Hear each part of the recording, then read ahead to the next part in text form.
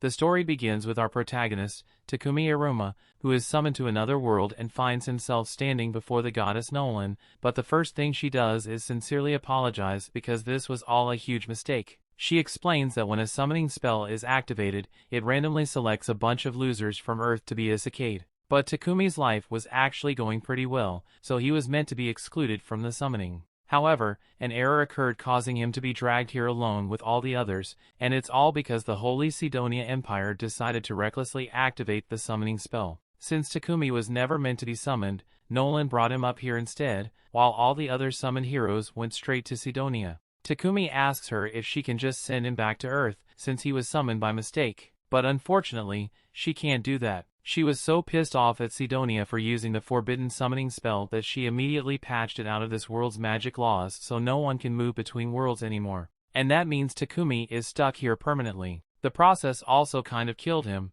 so there's that too. Takumi starts freaking out upon realizing that he's a disembodied ghost, but only tells him he doesn't have to worry because she has a plan. She can't send him back to Earth, but she can give him a new body and have him become a citizen of this world instead. And as an apology, since this is partially her fault, she offers to grant him her blessing to make his life easier. Takumi doesn't really have much of a choice, so he agrees to be reborn into this world, and Nolan is glad to hear that because it makes this a lot easier for her. She tells him to open his status screen to check out the new life he will have, and when Takumi does, he finds out that Nolan is planning to give him a 17-year-old body even though he's 40. Nolan tells him not to bother with the minor details and more importantly, he still needs to pick out his job. She tells him that there are two main classes for jobs, so if Takumi wants something more combat focused, he can pick things like swordsman, knight or hunter. But if that doesn't appeal to him, then he could always pick one of the production jobs instead. Takumi doesn't like the idea of having to fight, so he decides to go with a production job after all.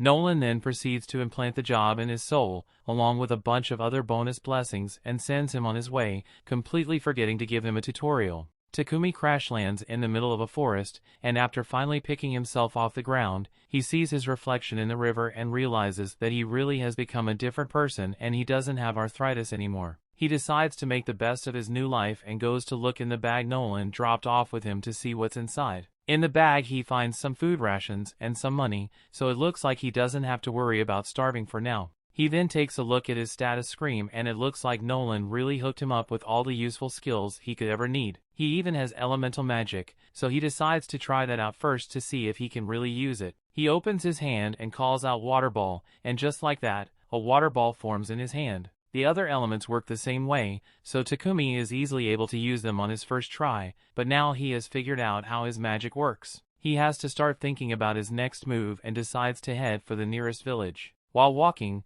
Takumi comes across a stick in the middle of the path and it looks like a really nice stick, so he uses his appraisal skill to scan it and finds out that this is Trent wood. It's gotten from the trade monster and it is really useful for making things like magic staves and spears. So Takumi decides to put his modeling skill to the test and uses it on the wood to create a spear. Since the wood works so well, Takumi decides to scan around to see if there are any other useful plants nearby and he finds a ton of them, so he spends the next hour picking them. But now he doesn't know what to do with all these. They definitely won't fit in his bag, so he might have to leave them behind. But then Takumi remembers that he has an item box skill, so he uses it to store all the plants. Just then, he hears someone scream and a few moments later he sees a little girl run out of the bushes. The little girl comes to him for help because there's a monster chasing after her, and when Takumi turns to see what kind of monster it is, he finds a massive horned rabbit.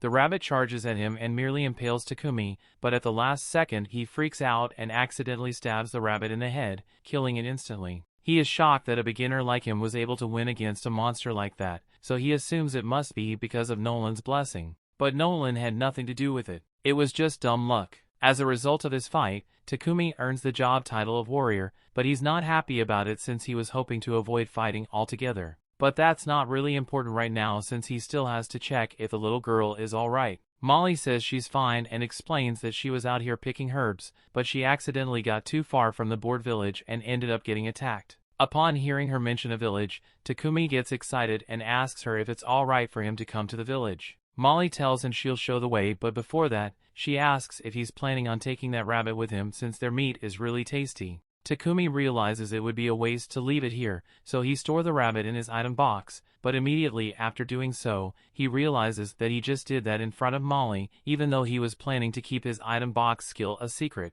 Well, there's nothing he can do about it now, so he and Molly start walking over to the village. And at the same time, the other people who got summoned have just arrived in the Empire of Sidonia, and they are incredibly confused about what's going on. None of them are hurt, but they have no idea where they are, and all of a sudden they hear someone call out to them as heroes. A woman approaches and tells them that they are no longer in their original world, and that they have been summoned to use their power as heroes to save this world. She introduces herself to them as the Empress of the Sidonia Empire, Elizabeth, and one look at her face makes the kids realize that she's shady as hell. Just then, Akane's unique skill kicks in, and it seems Nolan granted her the blessing of revelation, so if she follows her gut instinct, she will naturally arrive at the right answer. And right now, Akane's gut is telling her that Elizabeth is a backstabbing bitch, so she can't be trusted. Meanwhile, Takumi has arrived in the board village, and Molly's parents come out to thank him for saving their daughter. Molly's dad introduces himself as Bunga, and his wife over here is Martha.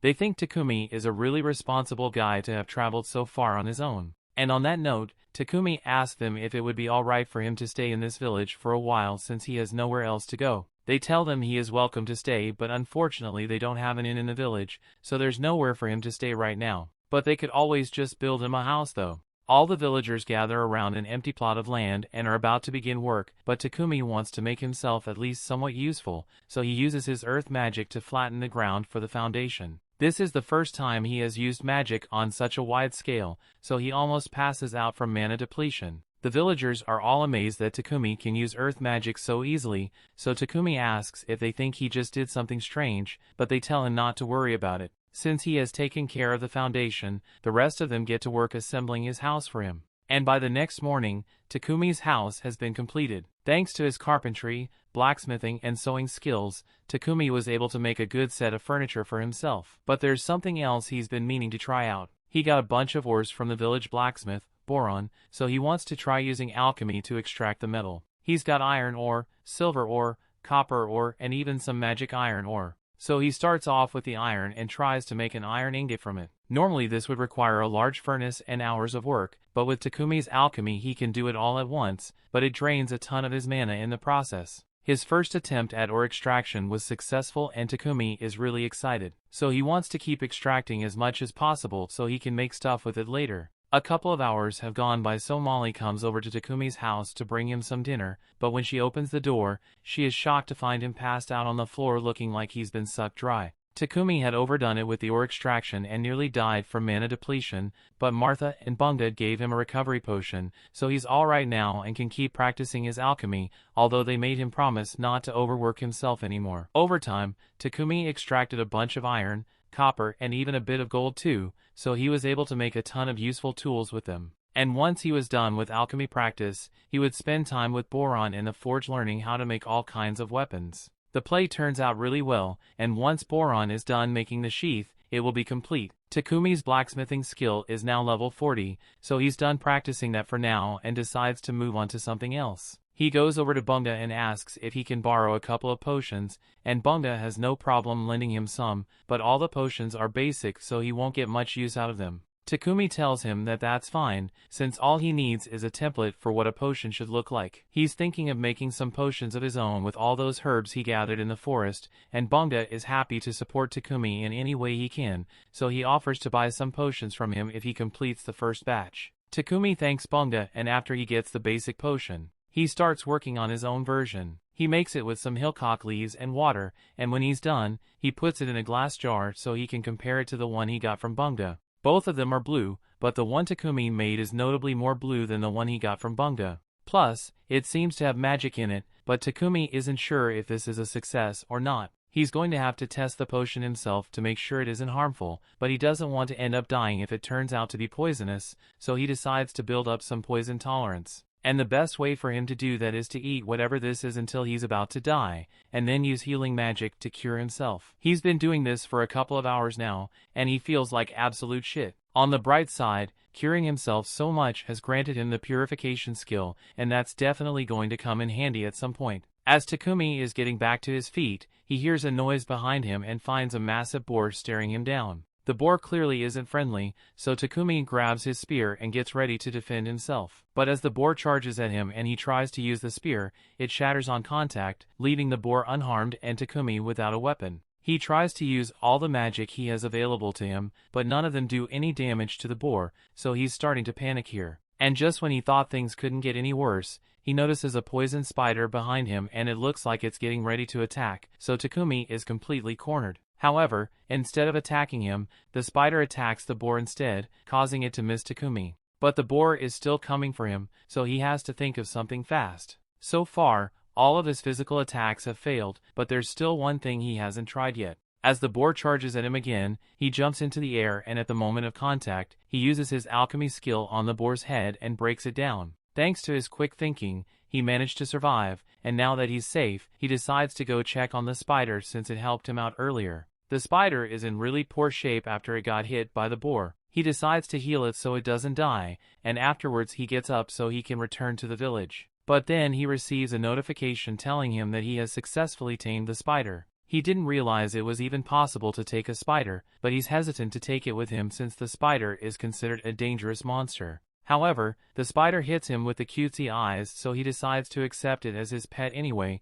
and to make it official, he names her Maple. A little while later, Takumi returns to the village and shows everyone the giant boar he killed. They are all amazed that he could defeat something like that, but even more so that he managed to tame a poisonous spider since no one has ever managed to do that before. That aside, Takumi suggests that they all share the boar since he can't finish it alone, so that night a massive feast is held in his honor. While everyone else is having fun, Bunga brings the valuable leftovers from the boar to Takumi and tells him he can sell them for money if he heads to the nearest city, Bolton. So that will be Takumi's next destination. All the while, Goddess Nolan has been watching over him and she's really happy with how well he is progressing. One of her fellow goddesses asks her what she's hoping to achieve by giving Takumi such special treatment. She gave him a special body, a special blessing, and on top of that, she can send him a whole year into the past before Sidonia actually activated the summoning spell that brought him here. But Nolan says she doesn't have a particular reason for it. She's just doing what she thinks is right. The story continues. We see one morning, Takumi finds himself tied up in bed, and he already knows Maple was the one behind it. Maple apologizes, but Takumi has been so busy lately that she felt really lonely and just wanted to get his attention. Takumi realizes he has been so focused on his work that he barely spends any time with Maple, so he decides to take a break from work for the day and play with Maple, which makes her really happy. Just then, Martha walks in to bring Takumi some lunch. It looks like something weird is going on between Takumi and Maple, but Takumi assures her that it's not what she thinks. Martha takes his word for it, but she can't help but notice that the silk Maple produced looks really nice, so she plans to milk Maple dry of as much silk as she can make. Later that day, Martha has successfully created a spider silk shirt, and all the ladies in the village are in love with the texture of the fabric. Takumi hadn't realized spider silk was such a hot commodity, so the ladies explain that spider silk is a luxury item, so only nobles ever get to buy it. Martha asks Maple if she could make some more fabric for her, so Maple starts squirting it out. But this is going to take a while, so she isn't going to get to play with Takumi anymore. Takumi is a little disappointed since he was looking forward to spending time with Maple for once, but he's still got things to do anyway, so he's not too bothered. It has been roughly a month since Takumi first came to this village, and he intends to head to the city soon to study his alchemy, but he can't bring himself to say goodbye to all the villagers after spending so much time with them. Takumi goes to meet with Boron at the forge so he can continue his blacksmithing practice, and before long they made a chest plate that fits Takumi perfectly, as well as some steel-toe boots. Boron tells him that the boots will be useful if he ever needs to kick anything, but Takumi doesn't intend to do any fighting since he just wants to be an alchemist. Just then, Bunga shows up and he's glad to see that Takumi's armor is finally complete, but he's going to miss him once he's gone. He knows Takumi can't stay here forever if he wants to expand his production business, so it's the logical move for him to head to the city, where he can sell more of his goods and get a reliable supply of materials. A trader from Bolton is going to come to this village in a couple of days, so Bunga arranged for Takumi a ride with him on his way back to Bolton. They are sad to see him go, but they know this is for the best, so they tell Takumi to start getting his stuff ready. Takumi thanks them for all their help and starts heading back to his house so he can pack up. But along the way, he runs into Martha while she's carrying a bucket of meat. He asks her what she's up to, so Martha explains that she's on her way to throw away the innards of a horned rabbit that Bunga caught. Apparently the innards are the most delicious part of the rabbit, but they need to be processed thoroughly to remove all diseases and parasites. This village doesn't have the equipment necessary to do that, so she has to throw the meat away so no one gets sick. However, Takumi tells her that won't be necessary since he can just purify the meat. He bends down and uses purification magic, so the meat in the bucket should be safe to eat now. But while Martha is indeed thankful, she is equally stunned that Takumi can use light magic. She tells him that he probably shouldn't reveal that he can use light magic when he leaves this village, because there are very few people in this world who are capable of that. So if people found out he could use it, it would draw a lot unwanted attention. Takumi takes note of her warning and promises to be careful about revealing his power. But in the meantime, while he's still in the village, he plans to use every bit of his power to make their lives better. He uses earth magic to build up a brick wall for the village's safety, and for convenience, he builds them a water pump as well as a couple of other amenities. By the time he is done, this place looks like a whole new village, so when the merchant arrives, he barely recognizes it. Bunga comes out to greet Paypek, and after completing a trade deal, Takumi walks up so they can start going. Paypek has already heard a lot about Takumi from Bunga, so he introduces himself and everyone asks if Takumi has all his stuff ready. Takumi assures them he hasn't forgotten anything, but there is one thing he wants to give them though. He pulls out one of his potions from his bag and gives it to Bunga. He already dropped off about 100 of these bottles at Bunga's house, so in the event of a disaster, he wants Bunga that he use these to heal any injuries. Paypek is left in shock after seeing the potion Takumi made, so he asks to take a closer look and it is definitely a high-level potion, although Takumi doesn't seem to realize it. The rest of the villagers soon show up to bid Takumi farewell, so Paypek says he will wait for them to finish their goodbyes before he leaves. Molly says goodbye to Maple, who's sleeping in Takumi's sack, and Martha hands him an outfit she and the other ladies made for him out of maple silk. Takumi is really grateful for their thoughtful gift and thanks everyone once more for being so kind to him, even though they haven't known him long. He then gets in the carriage and all the villagers give him a huge send-off, telling him he will always be welcome in their village. As Paypek and Takumi head for Bolton,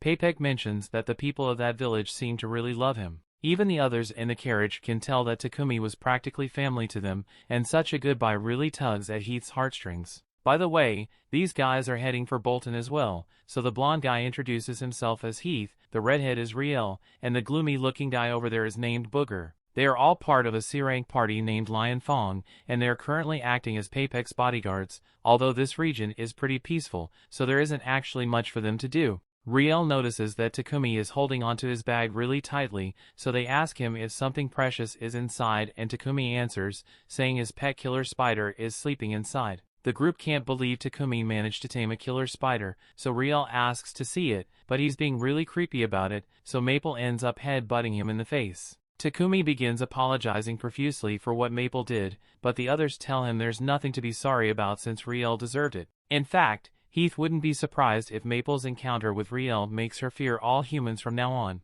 But that doesn't seem to be the case, since she seems to have taken a liking to Booger. While everyone starts fawning over Maple, Paypek calls Takumi to the front because he wants to talk about the potion he saw Takumi holding earlier. He asks if there are any more of those in stock, because if so, he would love to buy some. Takumi doesn't really mind selling Paypek the potions, but all of a sudden a horse stops and it looks like there's trouble with a foot. There is a horde of goblins surrounding the carriage for an attack, which is really bad news, but the others seem pretty excited since this means they finally get to do something. So they tell Takumi and Paypek to sit back and let them do all the work as they step out onto the field. There are roughly 20 goblins out in the field, so they are pretty confident they can handle this and start fighting. Riel shoots some down with his bow, while Booger and Heath attack the rest with their mace and axe. Overall, it doesn't take long for them to wipe out all the goblins, so once they are done, they get to work dissecting the goblins so they can collect the magic stones. And from what Maple has seen so far, she really likes Booger.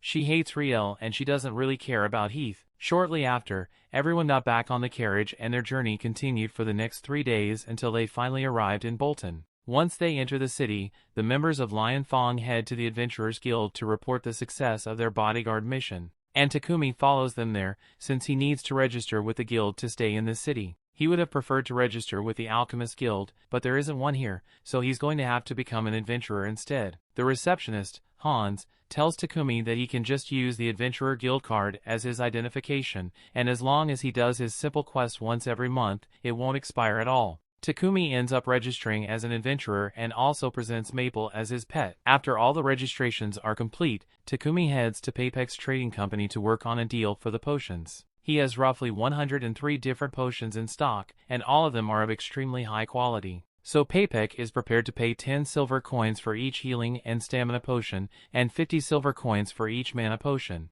Takumi does some quick math in his head and realizes that he would make over 7 million yen from this single deal. He thinks that's way too much money, but on the contrary, Paypek informs him that he could have made a lot more money if he already had a reputation as a producer. On that note, since Takumi intends to become a producer in this city, Paypek recommends that he get a house with a workshop attached for convenience reasons, but Takumi hadn't even thought about where he would be living once he got here. Paypek decides to help him out a little and calls for his assistant Thomas, so he can show Takumi a good property with an affordable rate. However, when Takumi finally sees the house, it looks way more like a mansion, so he doesn't think he can afford it. Thomas assures him that the mansion is quite affordable, and he can guarantee that there are no ghosts here, so he won't have to worry about that. Takumi spots the workshop connected to the house and he starts considering the purchase since this place would be really accommodating for his work, and he can afford to pay for it since he got a lot of money from selling those potions to Paypek. After a little deliberation, he eventually decides to pay for the mansion, so he tells Thomas he'll take it. Thomas is glad to hear that and says he will get started on the paperwork immediately. So Takumi can move in tomorrow if he wants, but as they are walking through the city streets, Takumi smells something foul in the air. Thomas can tell that the smell is bothering Takumi, so he explains that the foul stench is coming from the sewers. Rich people have magical purifiers to clean their sewage, but the main city sewers have no such luxury. Magic purifiers are really rare since they are only found in ancient ruins and dungeons, so they are too expensive to implement in the city sewers. Some priests are periodically hired to manually clean the sewers with purification magic, but the sewers are still filthy most of the time. The next day, Takumi and Maple move into their new house, and the first thing Takumi wants to do is find a solution to the sewer problem. He gets a piece of quartz and clay from Paypek's company, and after using magic to shape it, he uses fire magic combined with space-time magic to bake it quickly. After doing that for a while, Takumi's mana was completely drained, so he had to drink a couple of mana potions.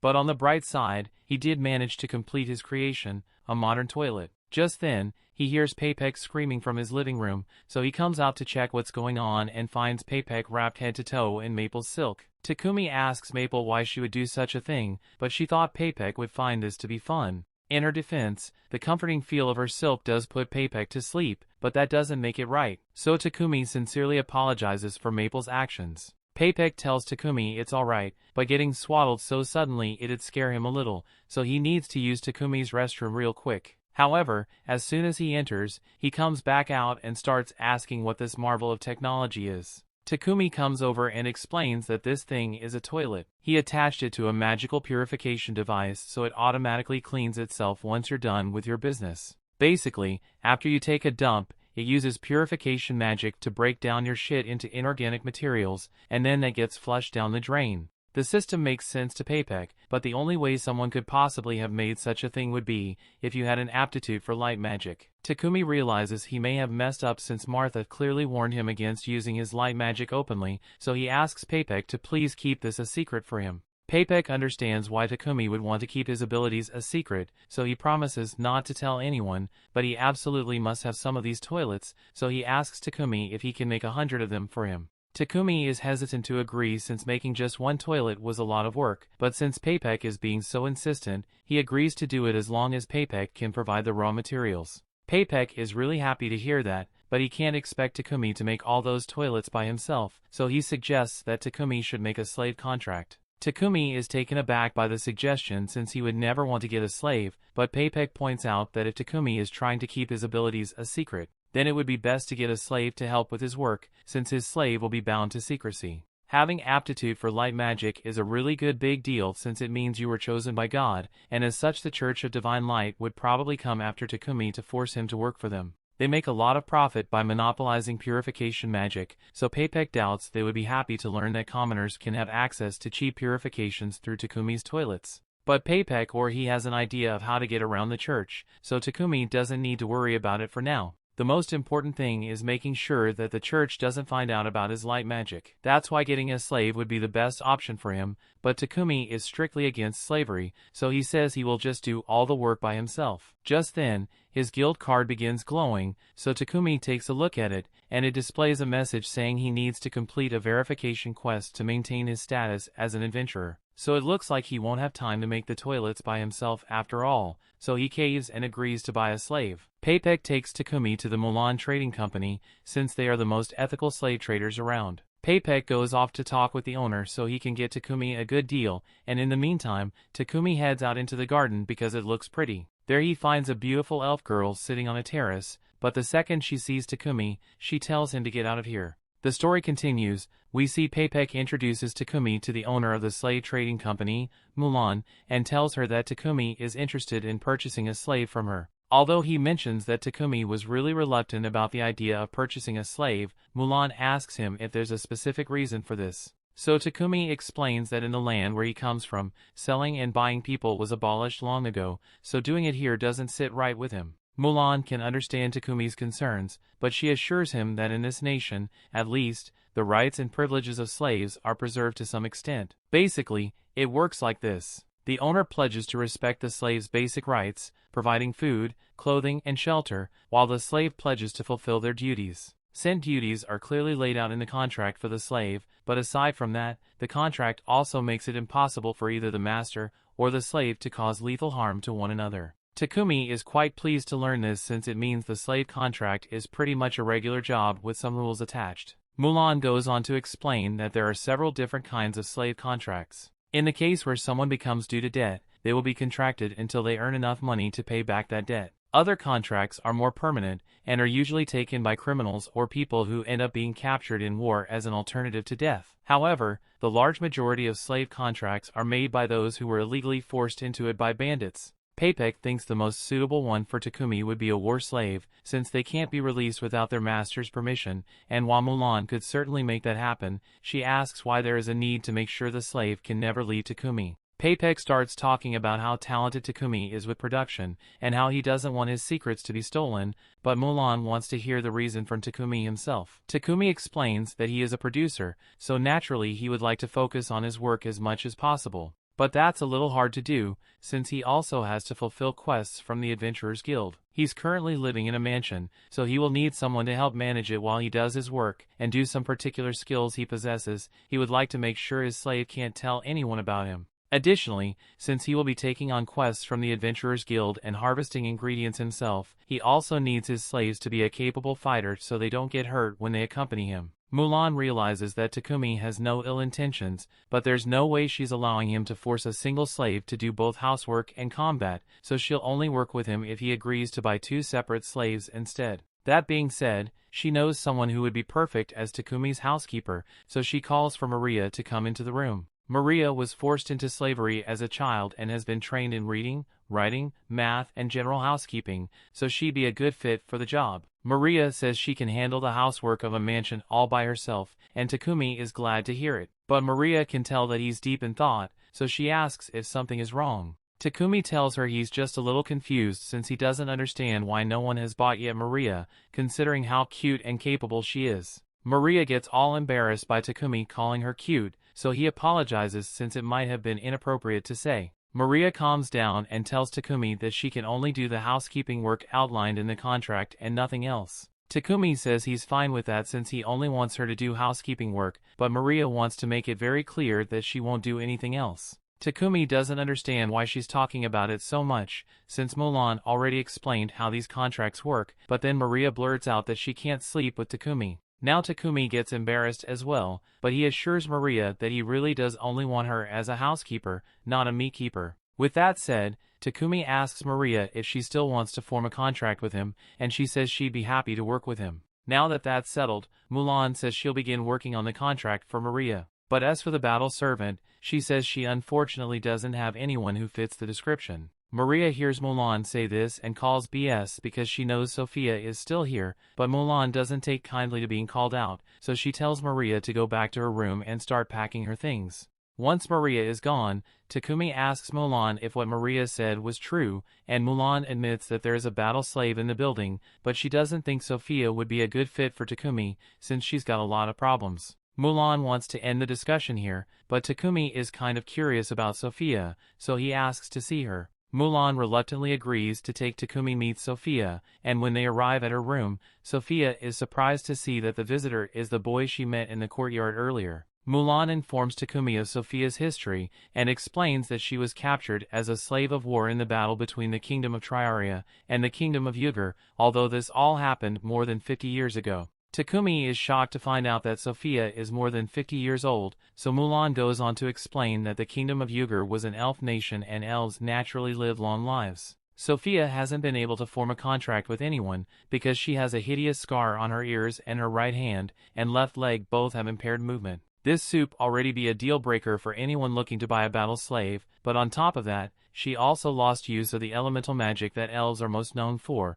so it's likely that she has a curse on her. Given all these facts, Mulan doesn't think Sophia will be able to help Takumi on his quests, but Takumi wants to confirm it for himself, so he asks to have a minute alone with Sophia. Mulan decides to give him some time to talk to her, and once they are both alone, Takumi grabs Sophia's face and looks into her eyes. He isn't a fan of using appraisal on people without permission, but he needs to check what he's dealing with. He takes a look at Sophia's status screen, and to his surprise, he finds out that her stats are through the roof. Her injuries do limit her abilities and she does have a curse on her, but if Takumi can fix that, then she will be the perfect companion to have in a battle. Mulan soon comes back into the room to Takumi if he has made a decision yet, so he tells her he wants to take Sophia. Sophia can't believe he wants her and reminds him of all her flaws, but Takumi says he's going to fix it so it won't be a problem. Mulan thinks Takumi's confidence is pretty interesting, so she agrees to leave Sophia as Takumi's care. A few minutes later,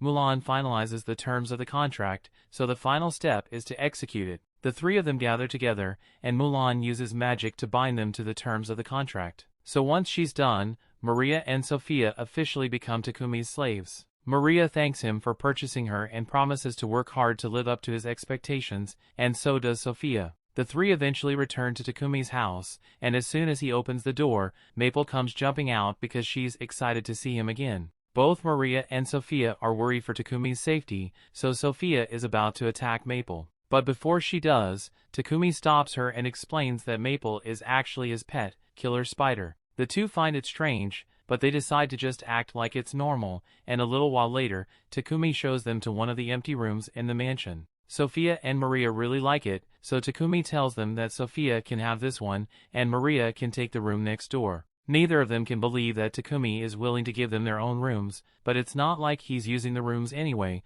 so he thinks it would be nice if someone got some use out of it, at least. Additionally, there's also a large bath, so he tells them that once they are done unpacking, they can use the bath whenever they like, and Maria is really excited about it. Later on, Sophia and Maria get into the bath, and Maria talks about how glad she is that Takumi bought Sophia as well. If she's being honest, she thought Mulan was never going to let Maria leave because over the past 50 years, no matter how much was offered, Mulan rejected anyone who offered to buy Sophia. So for her to sell Sophia to Takumi, she must have seen some good in him. Sophia admits that Takumi seems kind, but she's still a bit skeptical since they know so little about him. While Mulan was drawing up the contracts for the sale, Sophie got a glimpse of Takumi's file, and most of Takumi's history records, like hometown or lineage, were left blank. Sophie is keeping that information secret. Then there must be something he is hiding. After they are done with their bath, they head outside and are shocked to see that Takumi already prepared dinner for them. Maria is especially devastated since household work is meant to be her job, so if Takumi handles everything himself, then she's as useless as a toilet.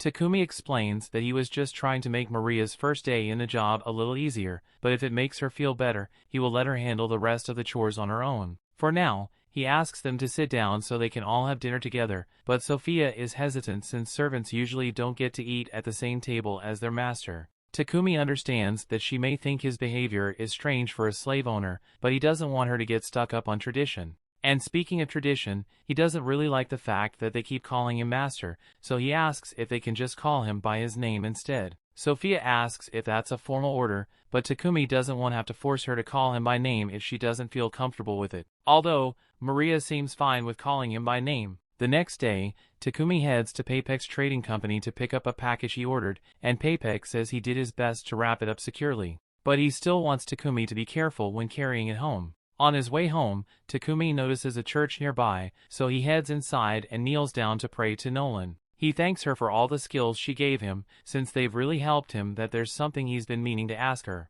In the time he has spent in this world, he learnt that the Holy Empire of Sidonia controls the religious doctrine here, so he doesn't understand why Nolan has so much beef with them. Just then, Takumi hears Nolan's voice and sees her standing in front of him, so he freaks out a little. Nolan explains that she heard him praying to her, so she brought him up here so they could have a little chat. And to answer his question from before, she doesn't like Sidonia because they don't follow her will. There are two religions in this world, the Church of Creation and the Church of Divine Light. The Church of Creation has worshipped Nolan since it began, but the Church of Divine Light just does whatever the hell it wants. The Sidonia Empire ended up going on several crusades to spread their religion forceful means. But while all this was happening, Nolan chose to stay out of it, since she didn't want to get involved with the petty affairs of humans. Takumi points out that that was dumb move, since the only reason Sidonia is able to activate the summoning spell that brought him here was because Nolan didn't intervene until it was too late. And yeah, it sounds bad when he puts it like that, but she gave him all her blessings to make up for her mistake,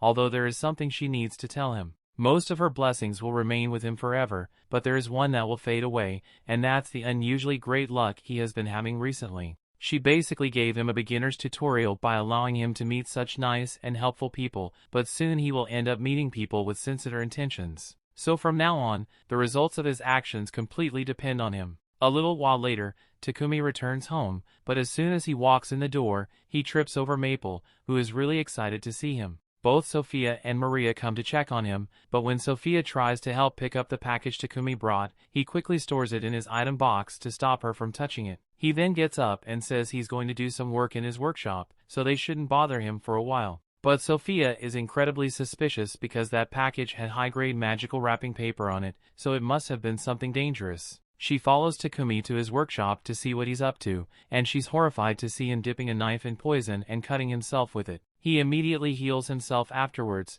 but you've got to admit, he looks crazy doing this. So as soon as he randomly mentions Maria's name, Sophia thinks he plans to do something to her and attacks him. Or at least she tries to, but she faints from exhaustion almost immediately, so she just collapses on top of Takumi. Takumi checks her status to figure out what's wrong with her, and he discovers that she is suffering from extreme exhaustion, likely due to her curse. Wounds like this normally wouldn't be that difficult to heal. But because of the curse, it takes a lot of effort for Takumi to finally heal her hand, and once he's done, his light magic levels up. He later carries Sophia up to her room, and since his light magic leveled up, he now has enough power to dispel her curse. So he pours all this magic into it, and eventually he's able to fully heal Sophia, as well as lift her curse. She's still unconscious due to the exhaustion, but she should be fine once she gets a little rest. Couple hours later, Sophia wakes up and when she sees Maria, she warns her to run because from what she saw, she is sure Takumi is an absolute lunatic. Maria doesn't know what Sophia is talking about,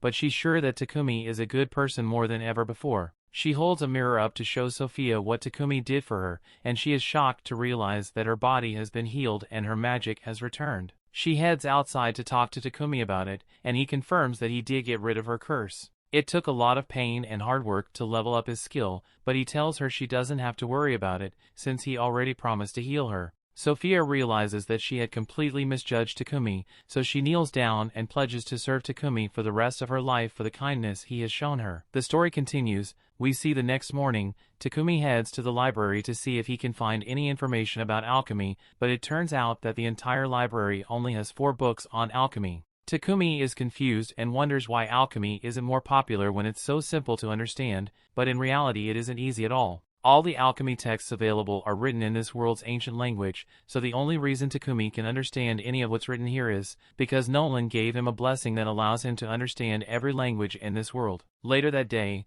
Takumi, Maria, and Sophia finish making a bunch of toilets, and while there's still a lot more to go, they're making good progress, so Takumi thinks he should be able to take a break for toilet making for a while. If he won't be making any more toilets for now, Maria asks Takumi what he intends to do and Takumi answers that he plans to go on some journeys in the near future. Specifically, he wants to try finding new alchemy ingredients, and while he's at it, he wants to see the unique sights this world has to offer and maybe explore some ruins along the way. He already plans to take Sophia with him as his bodyguard, so he's going to have to ask Maria to stay behind and take care of the house while he's gone. However, Maria doesn't like the sound of that. She asks Takumi if she can accompany him on his journey, but he doesn't think that'd be a good idea since the journey is bound to be dangerous. Plus, he mainly hired Maria because he needed a maid to take care of the mansion, so it would defeat the purpose if he took her with him. Maria understands Takumi's point, but being left alone in the mansion would make her feel terribly lonely, so she pleads the Takumi to reconsider.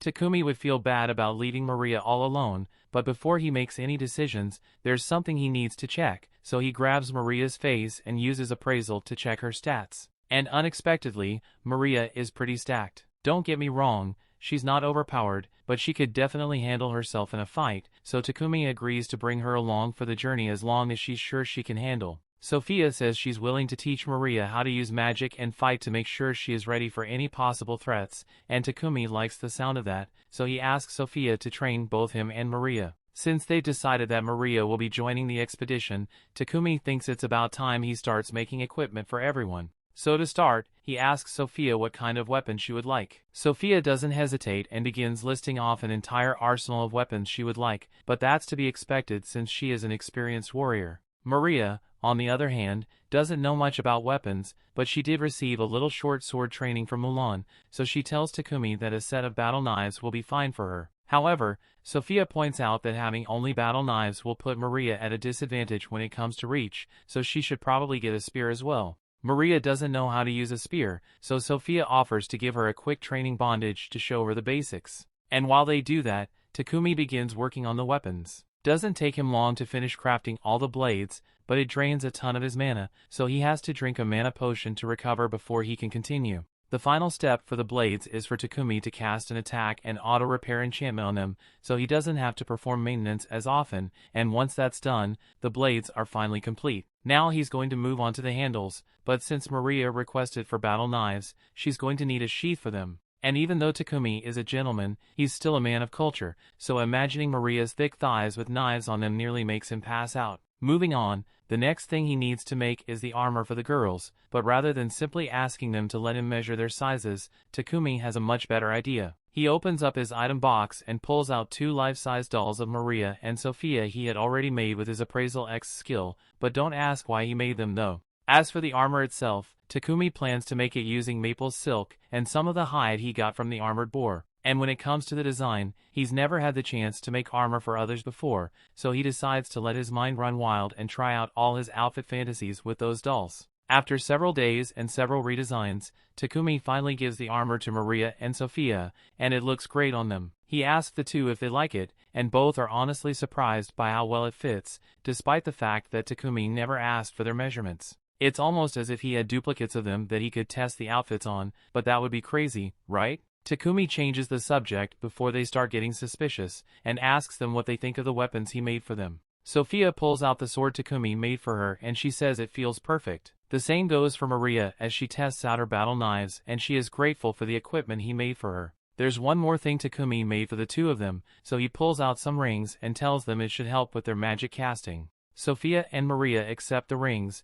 but they feel bad about troubling Takumi so much, since rings like these are bound to consume a ton of mana. Takumi admits that it was exhausting, but it helped him level up his ice and lightning magic, so it was well worth the effort. After all the equipment had been tested, the three of them head to the guild, since Takumi needs to register Maria and Sophia at the guild so they can register as adventurers as well. Since this is their first time at the guild, Maria and Sophia are given the H rank. And while Takumi is here, the receptionist reminds him that he needs to complete at least one quest in order to maintain his status as an adventurer, so Takumi heads over the notice board to see if there are any good quests he can pick out. He is hoping to pick an H or G rank quest so he doesn't have to do too much work, but Sophia thinks he would be better off choosing one of the higher difficulty quests since it would help him raise his rank. A couple of bastards overhear that Takumi is H rank, so they think they can intimidate him into running away so they can have fun with Sophia and Maria. They tell Takumi that they are all D rank, so there's no way he could handle them all at once, and they have no problem with beating up a random guy for fun. Maria is about to step in and knock some sense into these idiots, but Takumi stops her and says he will handle it himself. He's absolutely terrified, but these guys not only disrespected him, but more importantly, they disrespected his friends, so he can't back down. The D-rank guys are offended that an H-rank noob like Takumi thinks he stands a chance against them. So the guy with the pot belly tries to punch him with all his might and Takumi just lets it happen, but the only one who gets hurt is the D-rank guy because he broke his hand with that little stunt. All of a sudden the guildmaster Barak shows up, and he demands to know what happened here because fighting is prohibited in the guild. At first he thinks Takumi is to blame for all the commotion since he is completely unharmed and the other guy has a broken arm, but Maria tells him Takumi did nothing wrong. The receptionist also backs up their story and explains to the guildmaster that all Takumi did was take a punch to the face. The guildmaster still wants to get to the bottom of this, so for now he asks someone to drive the potbelly guy away and tells Takumi and his party to come with him since he has a few questions to ask. He believes that Takumi was just defending himself, but he doesn't understand how he did it and would like an explanation. Takumi is a little uncomfortable about revealing personal skill information, but the guildmaster assures him that all this information will remain confidential. In that case, Takumi explains that when the guy threw the punch at him, he opened his item box and pulled out a bit of charcoal, which he then used to coat his upper body for defense. And to make sure he wouldn't get hurt, he synthesized the charcoal into diamond. That explains how he broke that guy's fist without doing anything. But while they are on the topic, the guildmaster thinks it would be a good idea to promote Takumi to D rank immediately. He clearly has the skills to be D rank, and if his rank is high, idiots like the last guy won't be bold enough to go after him just because he has pretty ladies with him. Takumi doesn't think it'd be right for him to get an automatic promotion for no reason, so Han suggests that Takumi and the others could complete a few difficult quests to justify their rank promotion, and both Sophia and Maria seem to think it's a good idea, so Takumi agrees as well. The quest they were assigned involves exterminating goblins and kobolds and then gather Mariel herbs, so they head out into the forest to begin. Maple acts as the group scout and warns them that there is a group of 4 goblins up ahead. Sophia takes the initiative and volunteers to handle the first 2, so she dashes forward and cuts them down in one swing. The remaining 2 are tripped up by Maple's web, and once they fall to the ground, Maria and Takumi stab them through the neck. Takumi is glad they are doing so well against the monsters, but with that said, they've been encountering way too many monsters out here. They've already killed nearly 100 goblins and kobolds, so Sophia thinks there must be a monster encampment nearby. And if that is the case, then there is likely also a goblin general there. A goblin general is an C-rank monster, meaning it would usually require at least 5 D-rank parties to defeat it, but with Sophia's spirit magic, Maria's earth magic and Takumi's elemental magic, she is confident that they should be able to beat it. Takumi still feels a bit uneasy about taking on such a challenge, but since Maria and Sophia seem so confident in their strength, he's willing to go along with it. Not to mention they still got Maple on their side, but all of a sudden, Maple tells Takumi she's about to evolve soon, so she can't fight anymore. Takumi understands and opens a pocket dimension so she can rest inside.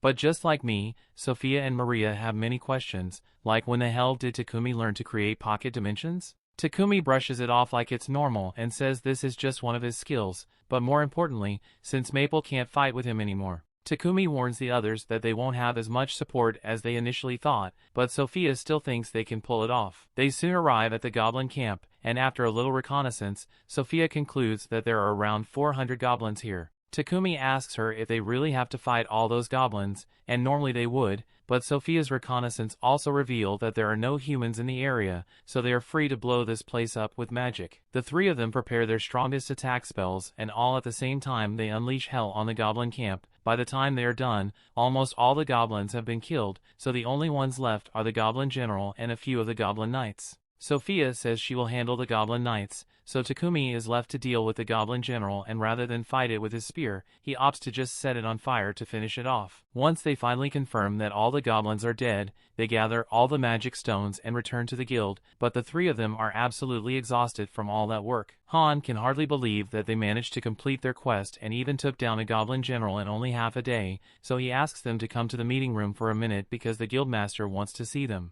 Barak is both amazed and angry that Takumi would do something as reckless as face an entire goblin camp with a single party, but just as he is about to begin scolding Takumi, his pocket dimension opens up and Maple pops out. She has now evolved into an arachne, so everyone is excited to see her new form, and at this point, Barak decides to just let the whole reckless battle thing slide since Takumi's party clearly isn't normal. Once they get back home, Maria asks Takumi if he has any spare cloth since she wants to make underwear for herself and Sophia. But Takumi has a much better idea for an underwear design, so he offers to make it for her instead. Just then, Maple pops out of the pocket dimension and tells Takumi that Papek is here to see him, so Takumi goes to meet with him and is informed that the Lord of Bolton, Marcus Godwin, wants to meet with him. Takumi would like to avoid meeting Marcus Godwin, but given the situation he has no choice. Takumi later arrives at Godwin's castle, and thankfully Godwin seems to be a reasonable man since the first thing he does is thank Takumi for making all those toilets, because it greatly improved the sanitation of the town. Not to mention that Takumi took down a goblin encampment that would have become a major problem if left unchecked. He recognizes that Takumi is an asset to the nation, so he warns him that he will need to be careful because Sidonia is bound to come after him eventually. A few days later, Takumi finally finishes making the underwear for Sophia and Maria, but it was way harder than he thought it would be, so he looks absolutely drained. Sophia and Maria are really grateful and tell him that they love the design, so he absent-mindedly asks them if they would like to try the underwear on now so he can see how it fits. A second later, he realizes that he just implied something inappropriate, so runs out of the room in embarrassment, and Maria and Sophia are a little disappointed because they were totally willing to do it if he had stayed. The story continues. We see after all that excitement, Takumi had to cool off, so he decided that his next project would be to create refrigerators. Once he is done, he explains to the girls that the fridges will be used to keep food cold so it doesn't go bad, and they are all excited to feel the cold air coming from it. To create the fridges, Takumi synthesized iron, chromium, and nickel into stainless steel, and then he added a magical device enchanted with cooling magic. But unfortunately, his fridge can't run Halo. Even so, Maria thanks Takumi for it, since she can now cook with fresh ingredients whenever she wants. Takumi intends to give one of the fridges to Maria, and the other two will be sent over to Papek so he can sell them. And once that's done, Takumi plans to move on to his next project. Sophia asks him if he's going to be making something new again, but actually Takumi is thinking about making some adjustments to their equipment. There are a few things he has been wanting to tweak ever since their fight with all those goblins, and since they'll be traveling soon, Takumi wants their gear to be as good as possible, so he'd like to make a set out of mithril and adamantite. Takumi heads to the guild to ask Hans if there are any blacksmiths around who know how to work with adamantite and mithril, but the metals are really rare, so there aren't many people who fit that description. If Hans had to guess, the only people who would be able to handle it are the dwarves from Namstal, but that's a long way away, so Takumi can't go there. Takumi accepts that he isn't going to be able to find a suitable blacksmith after all, but before he leaves, Hans tells him about a city known as Horus near the kingdom of Barkula, and if Takumi heads there, he should be able to mine some mithril and adamantite, although he might have a little trouble getting in since only members of the blacksmith guild are allowed into the mines. Luckily, Hans knows of a great way around the rules. Let's say hypothetically, of course, that Takumi just happened to accept a quest to exterminate the monsters that appear in that mine, and hypothetically happened to come across some mithril along the way, nothing would be stopping him from mining the metals then. On that note, the guildmaster appears out of nowhere and says he has the perfect quest for Takumi. He explains that the guild has been running low on tree wood lately, and winter's coming, so they need someone to gather some. The tree ants usually wander around the Horus mines, and since Takumi is looking for an excuse to go into the mines anyway, the guildmaster thinks he should be fine with doing a little wood collecting.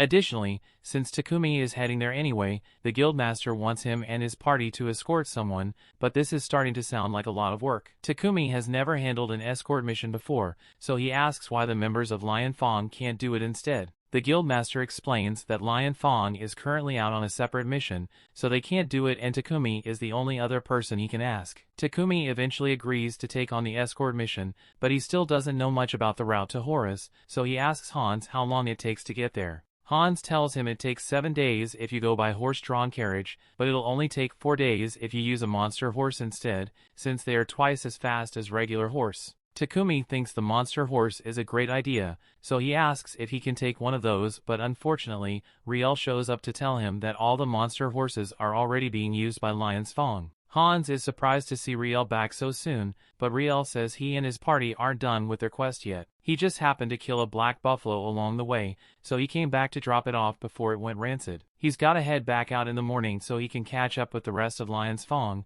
but since Riel will be staying in town for the night, Takumi offers to let him stay at his house and have a bath. Riel is excited by the prospect of a bath, so he decides to take Takumi up on that offer. Takumi is glad to hear it, but he actually has somewhere to go after this, so he says Riel can just wait for him at his house, but Riel says he would rather accompany Takumi. In that case, Takumi lets Riel accompany him to Papek's company, and while Takumi is there, he manages to convince Papek to let him borrow a couple of his monster horses for his mission. But in return, Papek asks that Takumi sell him some of the ores he gets from the Hora's mine. Also, about the refrigerator he brought earlier, Papek really likes it, so he asks Takumi to make some more for him once he gets back from his mining trip. Meanwhile, back at Takumi's mansion, Sophia is starting to get really worried that something might have happened to him since he hasn't returned yet. Later that evening, Takumi is walking back home with Riel, and he apologizes for dragging Riel on such a long errand even though he must be tired from his journey, but Riel doesn't mind since he is the one who said he'd accompany Takumi. Just then, Riel senses someone watching him and Takumi with great hostility. Riel can already tell that he can't beat this person with the equipment he has on hand, so he grabs Takumi's hand and starts running. However, the assailant swiftly catches up to them and kicks Riel across the face. She then reveals herself to be Sophia, and she is convinced that Riel must have been trying to kidnap Takumi, so she is prepared to cut him down without question. However, before she could kill Riel, Takumi jumps in front of him and tells Sophia she has the wrong idea about the whole situation. After explaining what's going on, Sophia kneels down to sincerely apologize to Riel for nearly killing for no reason. Riel is alright, so he forgives Sophia, but he has a lot of questions he wants to ask Takumi after this, and the list of questions only gets longer when they finally get to Takumi's house and Riel finds more cute girls there. He asks Takumi what's going on, so Takumi explains that he needed a maid to take care of a house and someone to guard him, so he hired Sophia and Maria. And then there's Maple, who happened to evolve at one point. Riel is excited to see Maple again in her new form and Maple remembers him, but she still doesn't like Riel though. Riel falls to his knees in defeat because both Booger and Heath already have wives, and even Takumi has 2 girlfriends while he is single. Takumi corrects Riel and tells him that he isn't dating either Sophia or Maria. After hearing this, Riel takes the opportunity to shoot his shot and asks Sophia if she considered going out with him, but she immediately turns him down, and so does Maria, so Riel is once again left defeated. A little while later, as Riel is crying in the bath, Takumi talks to Maria and Sophia about the mission he accepted so he can go mine some mithril and adamantite. Sophia thinks it's a good idea since Trayant wood is a precious material and everyone else is on board, so Takumi says they will head out in 3 days' time. The next morning, Riel leaves to rejoin the rest of Lion's Fong, and once he is gone, Takumi decides to begin working on some new equipment for his party's Trayant hunt. He gets himself a magic-draining tungsten carbide sword, and it is already a great weapon,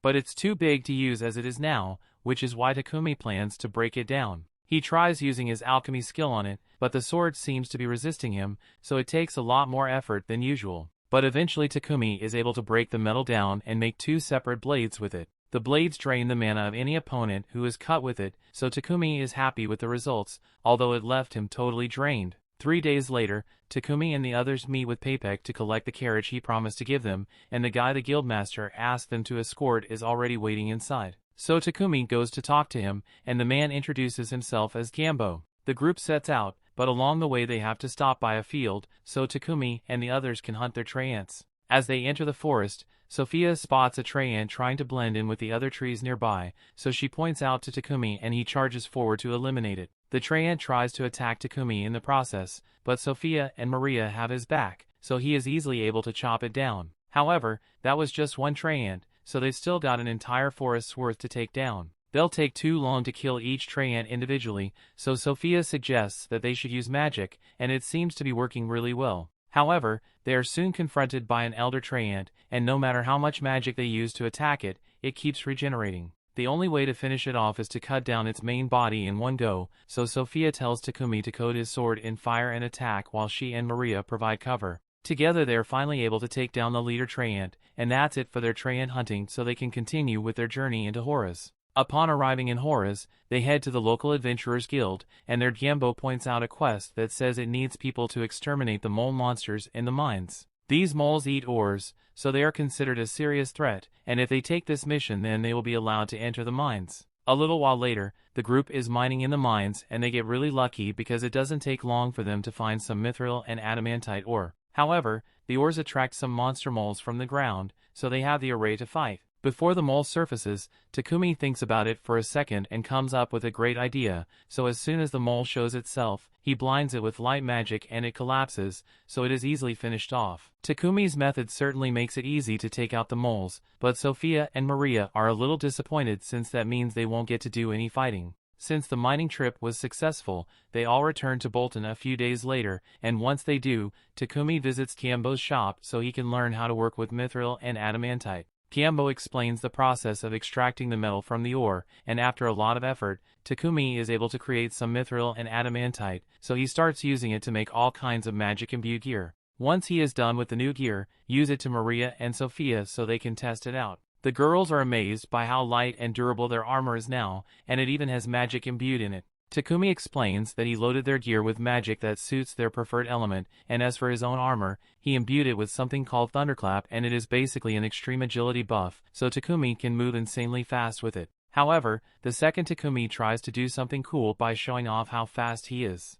the universe refuses to let it happen, and he ends up crashing face first into a wall. Moving on, Takumi shows them the new weapons he made, as well as the enchantments he placed in them. Sophia and Maria both love their new spears, but Sophia has a request she would like to make. She would gladly lay down her life to protect Takumi, so she asks if he can make a shield for her so she can protect him more efficiently. Takumi thinks that's a good idea, but he reminds Sophia that she should value her own life just as much as she values his life. Nolan has been watching Takumi all this time and she's happy with all the progress he is making, because he is certainly going to need all the strength he can get to face his upcoming battles. 1 year in the future where the other heroes were summoned, we see Akira and Yamato after their training is complete. They are being sent on a mission by the King of Salamander, and I'm not gonna lie, they look pretty evil now. Back in Takumi's time, he has just finished working on the shield Sophia asked for, and although Sophia is the one who requested it, she feels bad after seeing how much it drains Takumi, so she wishes he had an assistant who could help him with his production. Meanwhile, over in the royal capital, the Lord receives a letter from Sidonia. It seems that they have heard about Takumi's toilets and the purification magic used in them, and although they don't know who Takumi is yet, they plan to take action against him. The story continues. Said action involves the church sending a messenger to meet with the king of Barkula. After learning about the toilets of purification magic that are used in Barkula, the Church of Divine Light issued an appeal to the Pope in Sidonia. As a result, they got the Pope to declare that purification magic is a gift from their god, and they want to be only ones who can use it, so they demand that the king of Barkula hand over the patent for the purification magic circles. And additionally, they demand that the king tell him who was behind the creation of these purification devices in the first place. The king listens to the church's demands, but seeing as those are some stupid demands, he is choosing to ignore them. The church's messenger is shocked that the king would dare to go against the church, so he threatens to order all the church priests in Barkula to return to Sidonia at once. However, the king isn't scared of that threat and in fact encourages him to do so. Takumi eventually hears about the king's decision, and he's glad the king didn't sell him out, but he's also a little worried about the king rejecting the Church of Divine Light so harshly.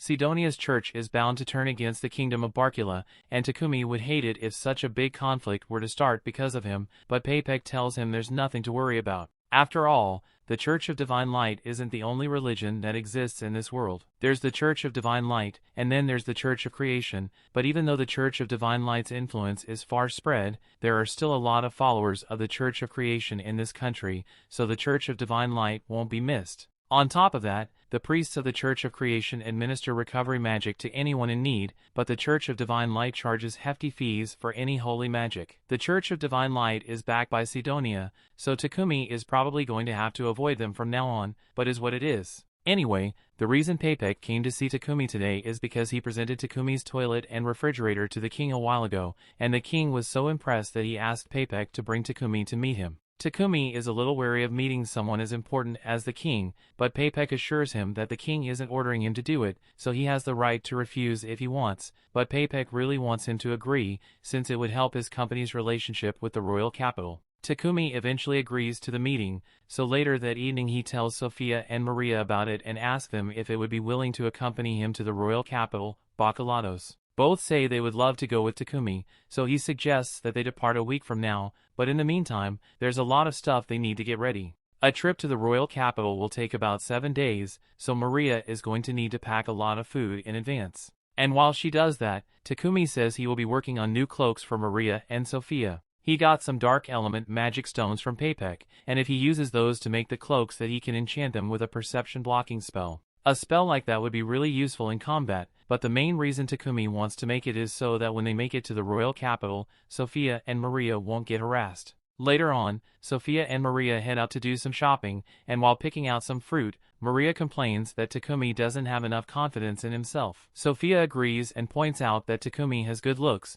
has an amazing talent for alchemy, and an incredible knack for invention. She continues listing off all of Takumi's good qualities, but Maria notices how enthusiastic Sophia is when she talks about Takumi, so she gets the feeling that Sophia might be in love with him. Sophia denies having such impure thoughts and says she only loves Takumi as her master, but Maria knows there's a love story in there somewhere. Meanwhile, Takumi is back at the church in town and kneels down in front of the statue of Nolan to pray to her. Before long, light begins to shine down on Takumi, and he finds himself up in Nolan's domain, where she warmly greets him. It's been a while since she last saw Takumi, and she heard about his invitation to the royal capital. So if he's here to pray for safe travels, then he should have brought an offering for her. Takumi tells her that he's just here because he has a few questions he wanted to ask her. The goddess that the Church of Divine Light worships is called Anat, so first he asks Nolan if there's really another goddess besides her. Nolan asserts that she is the only real goddess here, but if that's the case, then Takumi asks what Anat is meant to be. Nolan doesn't want to reveal too much, so she says Takumi will find out about that when the time comes. While he's here, Takumi also asks Nolan if she knows what's become of the other heroes that were summoned with him. It has been 10 months since Takumi got here, and normally something like heroes being summoned from another world would cause a huge commotion, but Takumi hasn't heard anyone talk about it. Nolan comes clean and admits that when she summoned Takumi, she messed with time a little to send him 1 year into the past, so the heroes technically haven't been summoned yet. It'll be another couple of months before the heroes get summoned, but Takumi doesn't understand why she would go through all the trouble of sending him back in time, so he asks for an explanation. Unfortunately, Nolan says his time's up, so she won't be answering any more questions for now, and she also asks him to bring her sweets as an offering next time he visits her. Takumi tries to tell her he has more questions to ask, but Nolan chops him on the head, knocking him back down to the mortal world. Takumi later wakes up on the floor of the church and he gets the feeling that Nolan was avoiding his questions about the other heroes, but he has no intention of getting involved with them in the first place,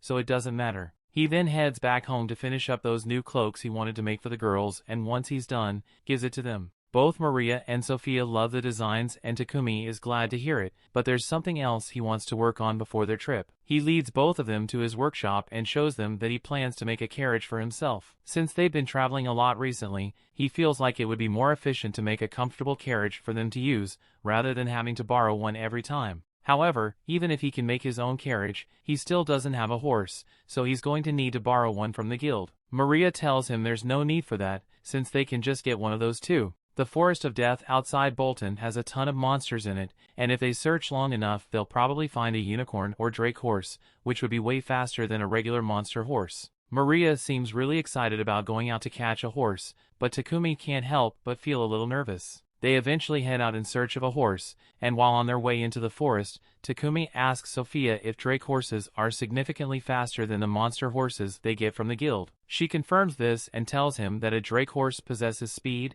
stamina, and durability that far exceeds that of a regular monster horse. The drake horses look pretty much the same as regular horses, but they have a huge rhino horn and dragon scales along their body, so it should be pretty easy to spot if they come across one. Just then, Maple calls out to the three of them and says they should hurry up so they can find a horse already. Maple is clearly very motivated, but that's just because she's excited to get a new friend once Takumi forms a familiar contract with the horse. However, before the others could catch up to Maple, Sophia senses a monster nearby, so she readies her sword. But as a bush wolf jumps out of the bushes, it just runs past them instead of attacking. Takumi proudly states that the wolf didn't see them because of their anti-perception cloaks, but while Sophia is certainly impressed by the effectiveness of the cloaks, she thinks it might be a good idea to take them off so they can actually fight some monsters. A few moments after taking the cloak off, Sophia manages to slay a boar in a single blow. Maria thinks this is great since she can prepare the boar meat for them to use on their trip. Maple is getting impatient and tells everyone to hurry up already,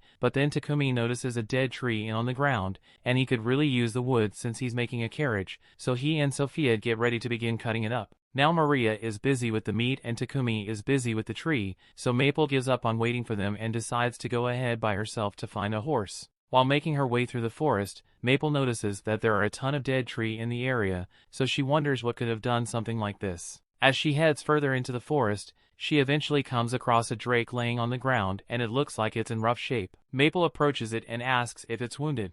The drake immediately fires a lightning strike at Maple, so she backs away from it, but she can tell that it's just scared because it's injured and she understands the feeling since that was the same way she felt before Takumi found her. She tells the drake that it doesn't need to worry since her master is a really nice person, so he will heal it once he gets here. All they have to do is wait for a while, but doesn't look like they'll be able to wait in peace because two termite monsters suddenly show up and they don't look friendly. Maple realizes that the termites are the ones who hurt the drake, so she uses her webs to capture them and throws their bodies in front of the drake to be electrocuted, but there are a lot more termites, so they might be in trouble here. To protect herself and the drake, Maple weaves a barrier out of her silk, but while it may have bought her some time, the termites are eventually going to tear their way through. Maple tries calling for help from Takumi, but when she tries to establish a connection with him, he doesn't respond at all. She starts worrying that he may have gotten so excited about the wood he found that he forgot about her. Hopelessness sets in as the termites finally tear through her barrier, so Maple closes her eyes and awaits death. However,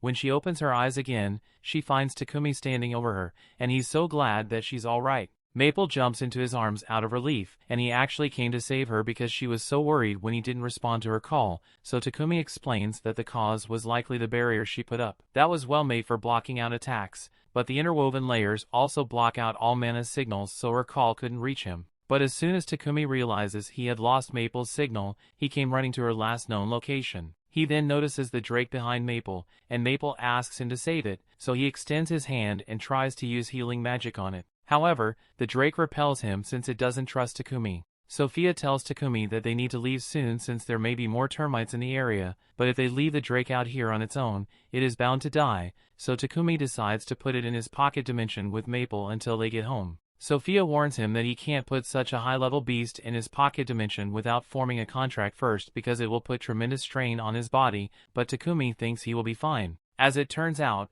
Takumi was not fine. He passed out almost immediately after putting the drake in his pocket dimension, and even after the girls brought him home, he still hasn't woken up for the past 12 hours. The fact that the drake is still in his pocket dimension means Takumi's mana will continue to be sapped until he eventually withers away, and he can't open the barrier to let the drake out because he's unconscious, so Sophia gets in touch with Maple and asks her to open the pocket dimension from inside. Maple says she can do that, but the drake will be frightened if it suddenly appears in unfamiliar territory, so she says she'll make a tent out in the front yard to keep it calm. Once the drake is out of the pocket dimension, Takumi should be able to recover, so in the meantime, Maria heads out to buy some medical supplies to treat him and asks Sophia to stay by Takumi's side so he has someone next to him when he wakes up. Later that night, Takumi finally wakes up from his coma and heads outside to see the drake. Maple has been telling the drake all about Takumi while they waited for him to recover, and after introducing himself, Takumi asked it if it would be willing to form a contract with him. The drake trusts Maple, and since Maple is vouching for Takumi, it agrees to the contract. Now that Takumi has tamed the drake, he can finally use magic on it without having to worry about backlash, so he immediately casts High Heal on the drake to heal all its wounds. In the next moment, the drake is able to stand on its own again and is back to full strength. But now that she's officially one of Takumi's familiars, he has to come up with a name for it. Since he names Maple after a leaf, he decides to keep the theme and names the drake, Camellia, after the tree that retains its leaves all year round. Maple is glad that Camellia is all better now, and since everything has been settled, Maria calls everyone inside for dinner because she made a lot of tasty food and Takumi hasn't eaten in a full day because he was unconscious. The story continues. We see over in a slave trading company known as Palom, a beast girl named Reva is meeting with a prospective master. But while the client is indeed impressed with her aptitude for magic, he asks Reva if she knows how to use any practical magic spells. Reva says she doesn't know any useful spells yet, but she will try her hardest to learn so she can be useful to him. However, the man tells her he can't purchase her because he needs someone who can help him now, and he doesn't have time to wait for Reva to train. But he does acknowledge that she is quite unique, so he wishes her the best of luck in finding a master for herself. Once the client leaves, Reva apologizes to Palom for getting rejected yet again, but he tells her she doesn't need to worry herself because sooner or later the right master for her will turn up. Reva tries to remain hopeful, but it's been several years since she got here and she still hasn't managed to find anyone to be her master. She thinks back to her old life with her younger brother and how she was forced to sell herself off as a slave to make money and take care of her family. But despite all that, she hasn't managed to make a single cent yet. Over in Takumi's house, he is still working as hard as he can to finish his carriage, and it's starting to worry Maria. She asks Takumi if he plans to go back to Digambo's workshop today, and Takumi confirms it since there's a lot of blacksmithing work that needs to be done before the trip. Sophia tells him he might be overworking himself a little because on top of all the effort he's been putting in to finish the carriage, he still has to make more potions and refrigerators for Paypek. Not to mention that Takumi hasn't taken a single break in the last few days, so at this rate she's worried he might work himself to death. Takumi appreciates that both of them are so concerned about his well-being, but he assures them that he is fine, so he heads out as planned. His first stop for the day is the guild, but as he enters, he hears a man desperately trying to get the guild master to believe him because he saw something horrific. Takumi walks up to the front desk and asks Hans what all the commotion is about, so Hans explains that there have been several reports of people seeing the strange creature outside. Takumi asks what kind of creature it is, but no one knows what it looks like, although Hans has drawn a sketch based on what the witnesses told him.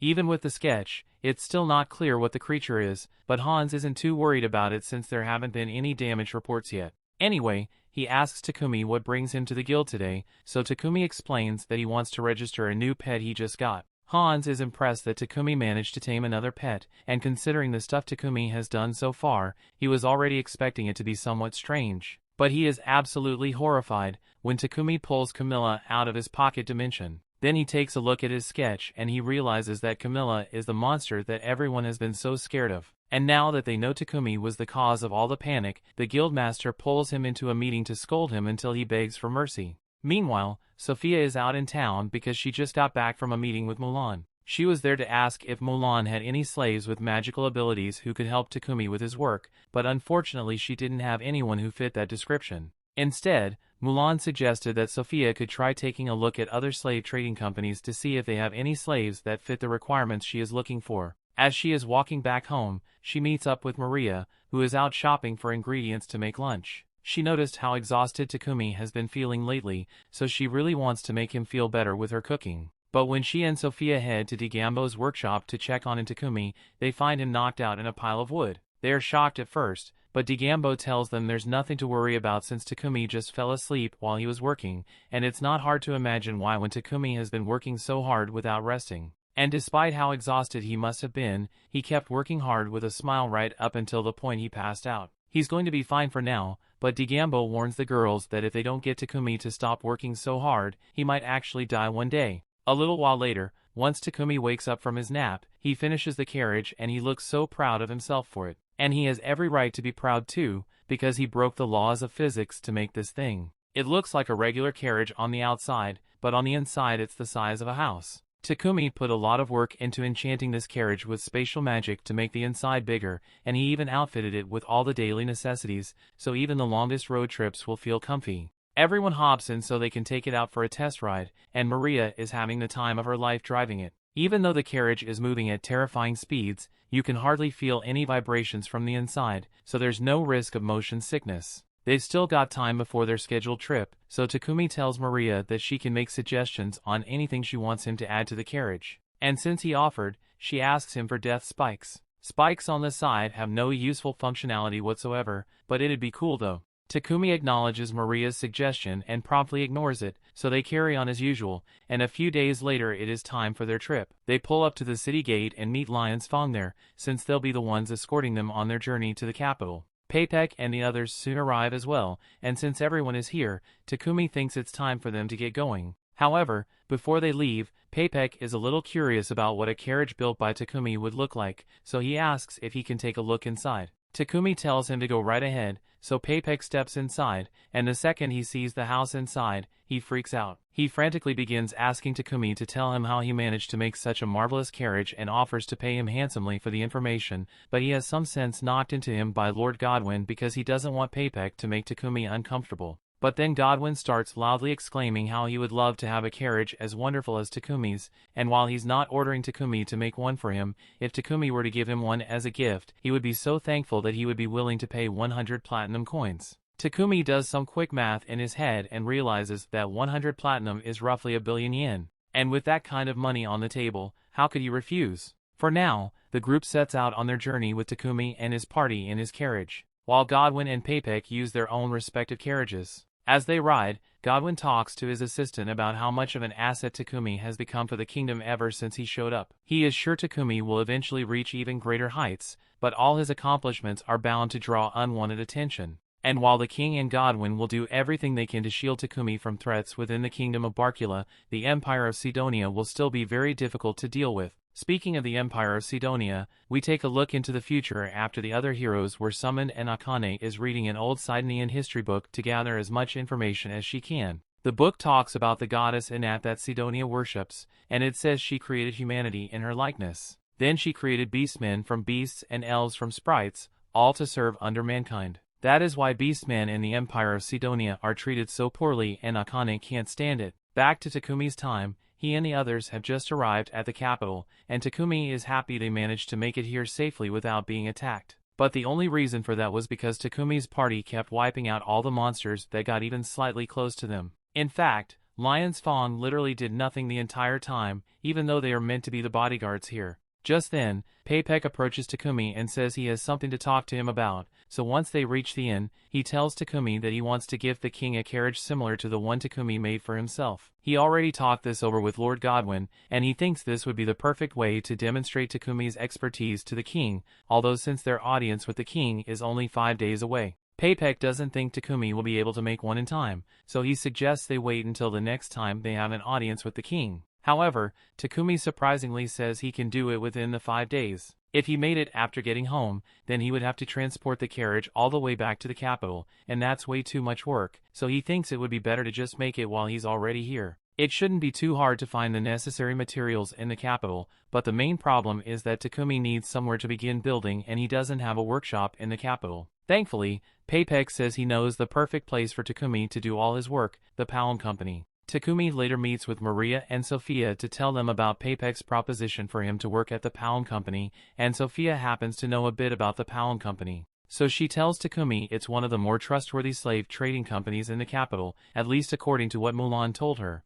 Peipek got permission for Takumi to use one of the Palm Company's old detached buildings, so as soon as the materials arrive, Takumi intends to begin working on the new carriage. However, Sophia refuses to let that happen, so she tells Takumi that he needs to get himself an assistant. He nearly worked himself to death building the first carriage, and now he wants to start working on a second one without stopping to take a break. Even a workaholic like him has to realize that he is being reckless with his health, so Sophia asks him to get himself another slave while they are at the Palm Company. Takumi understands that Sophia and Maria are genuinely worried for his well-being, so he agrees to get a new slave, and the next day he meets with the owner of the Palm Company. Takumi tells him that he is looking for a slave to help him with his alchemy, and since Takumi is currently working on a carriage that has various magical elements, Palm assumes Takumi would need a slave who has magical aptitude. While Takumi is having his meeting, Sophia is standing outside, but all of a sudden Maria comes running up to her in a panic because she can't find Maple anywhere. Maple said something about wanting to explore the Palm building earlier, and if anyone sees a killer spider roaming the halls, they are going to freak out, so Sophia says she's going to go look for Maple before she caused any trouble. Unfortunately, by the time she finds Maple, she has already scared the soul out of Reva, who is just trying to enjoy her book. Maple apologizes for scaring Reva, and Sophia helps her back to her feet, but as she does so, she notices that the book Reva is carrying is a book about alchemy. She asks Reva if she's interested in alchemy, and she begins telling her about how much she loves studying alchemy. A few minutes later, Reva is brought into the meeting room to meet with Takumi, since Palm suggested her as a good candidate for Takumi's needs. Reva greets Takumi and takes his seat so they can begin their discussion. But as Takumi is telling her about the tasks he needs completed, Reva is completely zoned out because she's worried she will get rejected again and won't get to make any money for her family. Just then, Takumi mentions something about meeting someone who is somewhat knowledgeable in alchemy, and as soon as Reva hears the word alchemy, she shoots up because alchemy is her thing. She loves alchemy just as much as Takumi does, so the two start talking about their favorite methods and theories, and Takumi is so impressed by her that he decides to give Reva a little quiz. He tears a piece of paper out from one of his journals and asks her if she can figure out what this magic circle is for. Reva takes one look at it, and she can tell that it's a recomposition circle used to make sweets, but there's something off about it and she doesn't know what it is. She starts having an exam-induced panic attack and starts crying because she can't answer Takumi's question. She tells him she doesn't know the answer because this isn't the same candy spell she knows, and she was fully expecting Takumi to reject her for failing his test, but on the contrary, he extends his hand and invites her to join his party. She was actually right about the circle being used to make candy, but it was slightly different because Takumi uses different ingredients in his candy. Nevertheless, Takumi thinks it's amazing that she was able to figure out what the magic circle was just by looking at it, so he tells her he would love to have her as a part of his team. Since Takumi has accepted Reiva, Palom creates the contract between them, and Reiva is glad to finally be employed, but she asks him if he can do a small favor for her. She wants him to help her send all her wages back to her home village. Reiva explains that her family is very poor, so she wants to support them as much as possible so her brother can have a better life. And if that's what she really wants, then Takumi sees no reason to refuse. Meanwhile, the king of Sidonia is getting ready to retaliate against the kingdom of Barkula for refusing to hand Takumi over, so the king plans to send out the holy knights to make an example of them, but the princess has a better idea. They will soon be summoning their heroes, so she plans to start rumors to build hatred for the people of Barkula among Sidonia. And once they had summoned their heroes, they will find an excuse to wage war and get their revenge. The story continues. We see a little while later, Takumi finishes synthesizing the adamantite framework for the carriage, and Reiva is amazed that he was able to create something like this on his own. She offers to begin polishing the frame, but as she does so, her mood plummets because she doesn't think she could achieve something like this, but Takumi assures her that while the alchemy circles he used may look complicated, it isn't that much harder than the candy spell. He is sure that after a little training, Reiva will be able to perform alchemy just as well as him, because after all she has the most valuable trait for alchemy, genuine excitement for the craft. Eventually, with Reiva's help, Takumi is able to finish the carriage, and while he is admiring his work, an old man walks up next to him to look at the carriage as well. He asks Takumi if this belongs to him, but Takumi responds saying he made it, but he's actually going to be giving this one to the king. Just then, the others come running over while yelling to get the king's attention, and since they definitely are referring to Takumi, Takumi realizes that the man standing next to him must be the king, and he is mortified by how casually he was speaking with him earlier. The king tells him he doesn't have to worry about formalities since this is an informal meeting, and the reason he chose to have this informal meeting is because he thinks formal meetings are boring. He also wanted to meet the famous alchemist as soon as possible so he could thank him in person, but Takumi is surprised to hear that the king wants to thank him. He's not sure what he could have done to warrant thanks from the king, but the king reminds him that he invented the toilets that solved the kingdom's sewage problem. So as the king, it is his duty to show his gratitude. Normally a grand banquet would be held in Takumi's honor, and all sorts of rewards and titles would be given to him, but that would draw too much unwanted attention to him, and the king knows Takumi wants to remain anonymous to avoid being targeted by Sidonia. The king seems like a really good guy, and Takumi is grateful that he is so understanding. The king ended up giving Takumi a reward for his toilet invention, and afterwards the group began their journey home. As they leave, the king watches from his window and he instructs his attendants to make sure no one ever knows that Takumi came here today. Simon agrees to tell everyone in the castle to keep their mouths shut about Takumi, but once they start exporting Takumi's goods outside Barkula,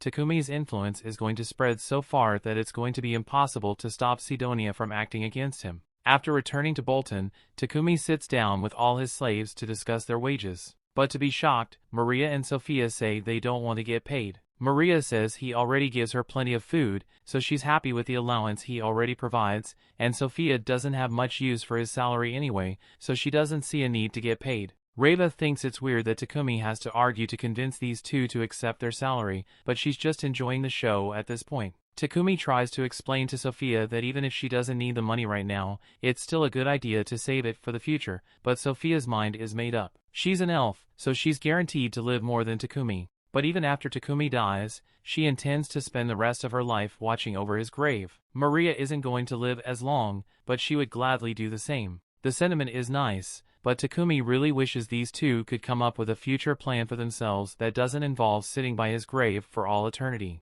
Meanwhile, over in the Empire of Sidonia, one of the princess's spies has managed to get their hands on one of Takumi's purification devices, and she is disgusted that someone would dare to replicate holy magic instead of paying them. Princess refuses to let this stand, and she knows that these purification devices originated from the city of Bolton, so she intends to send a small unit to destroy whoever is producing the devices. Back at Takumi's house, he and Reiva are in his workshop when Reiva suddenly asks him if she can register at the Adventurers Guild. Takumi is surprised by her request, but Reiva says she wants to help Takumi as an adventurer as well, just like Maria and Sophia. Also, being an adventurer would help her improve her stats, and improving her stats will allow her to do more complex alchemy. When she puts it like that, Takumi can see why she wants to become an adventurer, so he agrees to let her register. The two of them head to the guild, and Reva gets a guild card issued to her so she can join Takumi's party. But on the topic of Takumi's party, Hans tells him to hurry up and come up with a name already. With the exception of Reva, everyone in Takumi's party is already D rank, and with their performance they are easily one of the guild's top parties, so they can't stay nameless forever. Takumi doesn't think it's that much of an issue if he leaves his party nameless since he never wanted to be an adventurer to begin with. In the first place, his team doesn't have someone to fight on the front lines. Takumi could probably do it if he had a little more training, but he's not really interested in getting stronger. Just then, Barak shows up out of nowhere and says he is willing to train Takumi until he's the best frontliner out here, and he conveniently chooses to ignore Takumi when he says he isn't interested in any training. Barak proceeds to throw Takumi all across the training grounds while demanding that he think of a name for his party. But between the fear and constant pain, he only names Takumi can come up with are toilet related, so Barak keeps throwing him around until he can think of something better. Unfortunately, Takumi couldn't think of anything, so by the end of the day he is covered in bruises and bumps. Maria starts patching him up, so Takumi asks if she has an idea for a party name, but she's even worse at naming things than he is, so she's not going to be much help. Takumi tries asking Sophia if she can think of a good party name, but her mind is a little preoccupied by the blind fury building within her. She can't believe Barak would dare to hurt her master in such a way, and she gets up to head over to the guild right now because she's ready to throw hands over this. However, Takumi stops her and says Barak was just training him, and as much as it hurt, Takumi's combat stats did go up quite a bit because of it, so there's no reason to be mad at Barak. 10 months have passed since Takumi got summoned, and the other heroes are currently busy with their training. Yamato's combat prowess has been steadily improving over time, so much so that he is now overpowering the knight in charge of training him. However, Akira sits on the sidelines and mocks Yamato because he thinks Yamato's aggressive fighting style would never work in real combat. Akane reminds Akira that his fighting style is just as aggressive as Yamato's, but Akira says he's the main character, so he is naturally a better swordsman. Anyway, he asks if Akane wants to come back to his room with him for a different kind of training, but Akane ignores him and turns to head back to her room. Ever since they got here, Yamato and Akira seem to have changed for the worse, and she doesn't know why. She has been trying to figure out as much as possible about Sidonia and its goddess Anat to figure out what's going on, but so far all she's found is the doctrine of the Church of Divine Light. Their doctrine preaches absolute human supremacy and treats all demi-humans as slaves. But on the other hand, she managed to learn a bit about the Church of Creation that worships Nolan, and it treats all humans and demi-humans equally. However, Sidonia is dominated by the Church of Divine Light, and if they summon her and the others as heroes to bring world peace, that kind of shudders to think about what the royal family here intends to have them do. Back to Takumi gives Reva a ring and a staff since she wants to help out with their adventuring. The ring will help her activate magic, and since Reva told him she knows how to use his staff, Takumi made one out of Trayant wood and some mithril alloy. Reva is really thankful that Takumi made such wonderful weapons for her, but Maple is starting to get jealous because Takumi never makes weapons for her. However, Takumi did make a weapon for her this time, and he had Reva help him make it, so Maple is thankful to both of them. The next day, Takumi is training with Barak again, and he tries to come up with a name for his party so he can get out of training. But the best he's got is Cat's Claw, and that's just a rip-off of Lion's Fang, so Barak puts him in an abdominal stretch hold. Maria tries to help by suggesting a name, but it's so bad that Barak rejects it and tosses Takumi to the ground. Takumi is getting worried that Sophia might attack Barak if he keeps swinging him around like this, but after seeing the training for herself, Sophia realizes that Takumi is really weak in hand-to-hand combat, so she now thinks the training is necessary. After several hours of being thrown around, Takumi finally gets a break, but just as he's finally getting to relax, Hans asks him if he would like to take on an escort mission. Takumi is hesitant to accept escort missions since they are usually really long, but Barak tells him that with his carriage and Camellia, it would only take him 4 days to get there and back. Plus, the request is coming from Paypek's company, so he'd be doing Paypek a favor if he accepts. Takumi asks if Lion's Fang can do it instead, since they usually handle Paypek's escort quests, but unfortunately, Lion's Fang is currently out on a separate mission, so they can't do it. Takumi still doesn't want to accept the quest, but everyone else seems to think it'll be a good idea, so he's forced to accept. They begin their journey to the town of Kilgis, and the man they're escorting says he feels a lot more secure knowing that Takumi and his party will be protecting him. He plans to sell some basic necessities as well as the purification devices, but while he's there, Paypek also asked him to buy some milk. Takumi is shocked to learn that milk exists in this world since he's never seen any, but it just usually isn't sold in Bolton. Kilgus also has other dairy products like cheese as well, so Takumi is starting to get excited about this trip after all. Once they arrive at the town of Kilgus, Takumi has everyone try cream stew for the first time. As they take their first bite, they all think it's really tasty and unique since they've never tasted anything like it before. But Takumi thinks he could improve this recipe a little, so he says they should buy a lot of cheese and milk before they return home.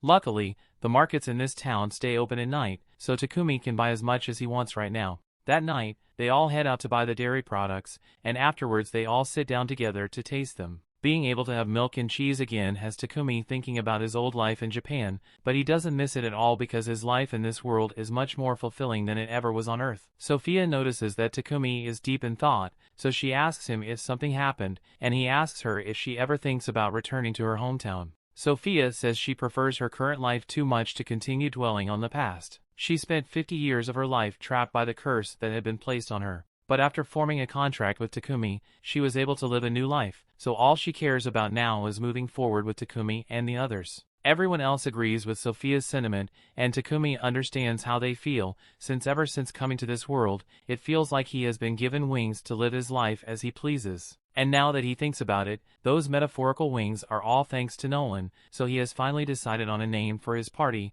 the Wings of Nolan. After completing the escort mission, Takumi and the others return to Bolton. But upon arriving at his mansion, he realizes something is wrong. The entire room is full of paralysis poison, and before he even realizes what's going on, the girls have all been poisoned and captured by two masked men. One of them approaches Takumi and attempts to stab him to death, but at the last second the knife gets knocked out of his hand by a web, so Takumi seizes the opportunity to counterattack and knocks the first guy out. The second guy then tries to attack Takumi, but he is easily able to flip him over and knock him out as well. Now that the threats have been neutralized, Takumi thanks Maple for the assist, since she really saved him back there. He then uses Cure to get rid of the poison so the girls can move again, and Sophia begins profusely apologizing for not being able to protect him. Takumi tells her it's not her fault she couldn't move, since only he and Maple have paralysis-resistant skills. But speaking of Maple, she asks Takumi what he wants to do with the rest of the intruders she found. She found these guys lurking around the house,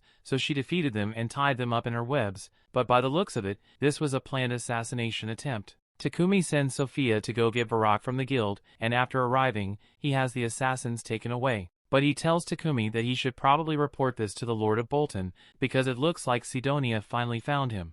The story continues. We see Takumi later has a meeting with the Lord, and his investigation revealed that the people who tried to attack him were members of the Divine Light Squadron. They are basically a task force that Sidonia sends out to execute anyone whom they deem to be problematic for the Church of Divine Light. Takumi is horrified that Sidonia is really trying to kill him. He is informed that the reason Sidonia is after his head is because of the purification devices he created. Previously, the kingdom had to rely on priests to use holy magic to purify the sewers. The priests of the Church of Creation and the Church of Divine Light used to take turns doing it, and while the Church of Creation did it for free, the Church of Divine Light always charged large fees. But now, with Takumi's invention, priests aren't needed for purification anymore, so Takumi pretty much cost the Church of Divine Light a huge portion of their revenue. Takumi asked if he needs to go into hiding or maybe leave the nation, but he is told that he will be safest if he remains here in Bolton, since this nation has many followers of the Church of Creation, so it will be hard for the Church of Divine Light to exert their influence here.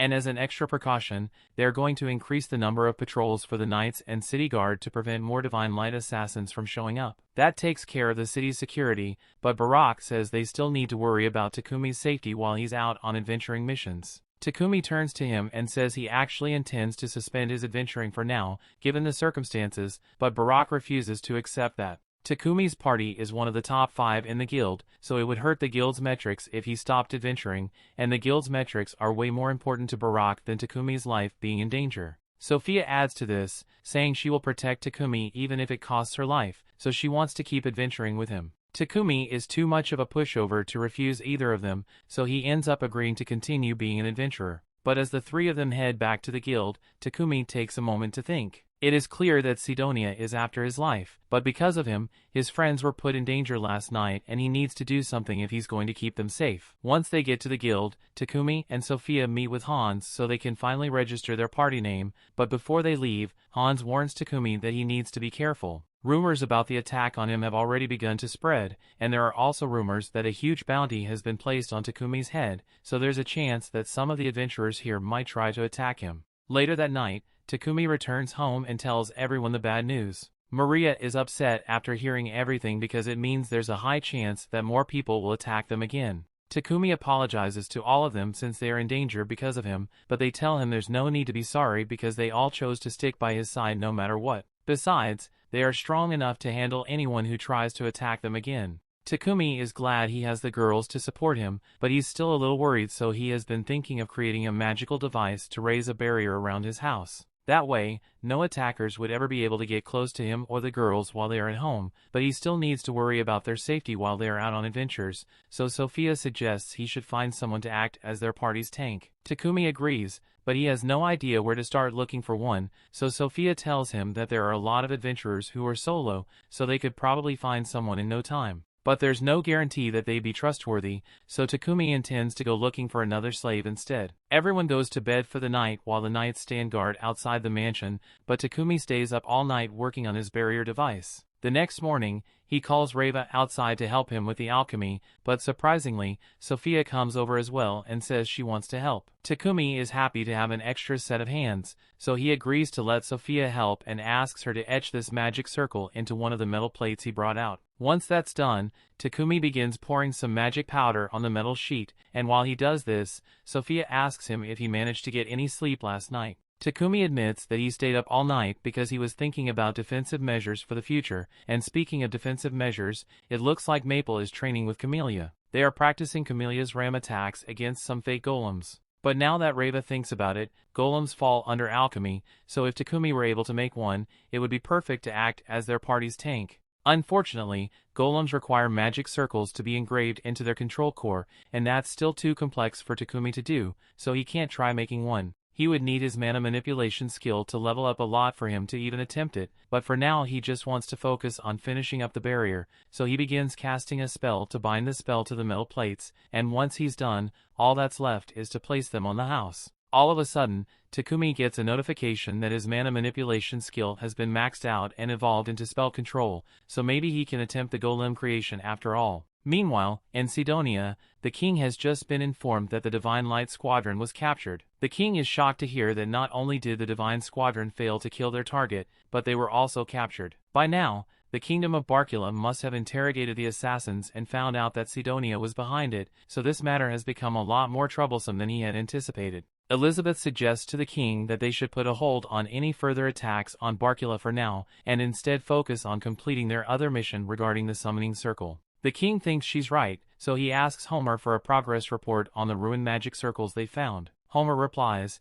telling the king that he was unable to analyze the circle completely, but it seems to be functional regardless, so they just need to wait for it to accumulate enough magic power to be activated, meaning it should take about 2 months before they can finally summon their heroes. Back at Takumi's house, he has just finished his first attempt at a golem and it was a total failure. Creating multi-layered magic circles for the core is a lot harder than he thought it would be, so he's probably going to have to level up even more before he can handle it. Maple asks him why he even wants to make a golem in the first place because he already has all of them and they are really strong, but Takumi thinks it would be nice to have a golem to guard the house at all times, even when they go on adventures together. If that's the case, Maple asks why he doesn't just go find a natural golem and tame it. And that's actually a brilliant idea, so Takumi immediately starts making plans to do exactly that. He asks Sophia if there are any good locations to find golems, so she tells him that around the Forest of Death, there have been reports of occasional stone golems being sighted, and if you go into the dungeon, there's a chance you might even find an iron golem inside. Takumi is surprised to learn that this world has dungeons, but Sophia is confused about how Takumi could possibly not know about the dungeons. Takumi makes up an excuse and says he hasn't been inside a dungeon before, but he thinks they should try heading into the dungeon to try finding an iron golem. But Sophia tells him that would be a bad idea, because it would be reckless to try to take on the dungeon when they don't have a tank in their team yet. Sophia makes a good point, so Takumi and the others end up heading to the rock flats in search of a rock golem. Eventually they manage to spot one, but it's way bigger than they thought it would be. Sophia informs everyone that the golem they are faced with is probably guardian class, and to kill it they would need to target its magic stone, but Takumi doesn't want to kill it. Just then, the golem turns in their direction and starts scanning the area, so Sophia and Takumi duck behind a rock to hide from it. Sophia didn't expect the golem to have a scan ability, and she's starting to worry that it may be too much for them to handle, so she suggests that they should look for a different golem to tame. However, Takumi still thinks this is the best golem, since having a dangerous golem like that guarding his house would deter most attackers. He doesn't waste another minute and immediately runs out to challenge the golem, but just as everyone gets into position and is about to fire, Takumi suddenly realizes that the golem isn't attacking him, so he tells everyone to wait while he tests something out. Truth be told, he is terrified to be so close to the golem, but for some reason he feels energy similar to that of Nolan's coming off it, so he assumes it must have been created to guard some of Nolan's ancient ruins. And if that's the case, then Takumi thinks the blessing Nolan gave him should be enough to make it friendly. He stretches out his arm and attempts to tame the golem and actually works out. He has successfully tamed the golem, and he did it without having to fight at all, so the girls are really impressed. Maple asks Takumi what he plans to name the golem now that he has tamed it, so Takumi thinks about it for a second and eventually comes up with the name Titan.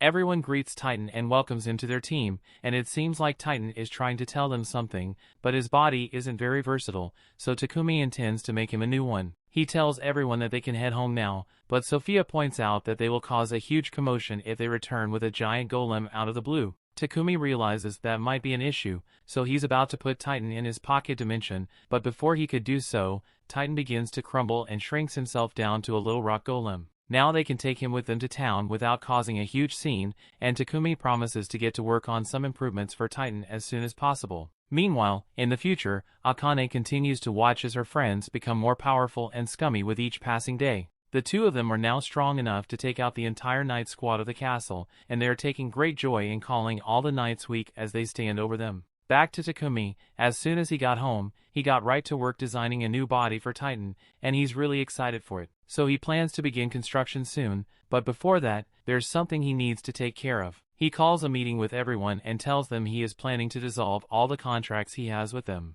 The girls are shocked to hear this and ask Takumi why, so he explains that they will always be in danger if they stick around him and he doesn't want to let them get hurt. He's been considering this ever since the day they first got attacked, and he is sure that this is for the best. The girls ask who will protect him if they aren't around, but Takumi says he still has Titan with him, as well as Maple and Camellia, so they don't have to worry about him. He wants the three of them to live somewhere safe, and of course he's going to pay them a lump sum so they can afford to live comfortably for a while. He tells them to think of it as his final gift to them, but all of a sudden Maria gets up from her seat and points her spear at him. She simply can't accept Takumi's decision and asks why he always prioritizes others over himself. Takumi tells her he doesn't want to be the reason any of them gets hurt, so as much as he loves them, he can't have them stay with him any longer. Maria yells that if Takumi truly cares about them, that he should want them to fight by his side and overcome whenever challenge comes their way together, but Takumi remains silent because he doesn't know what to say. Maria breaks down in tears and apologizes for threatening Takumi,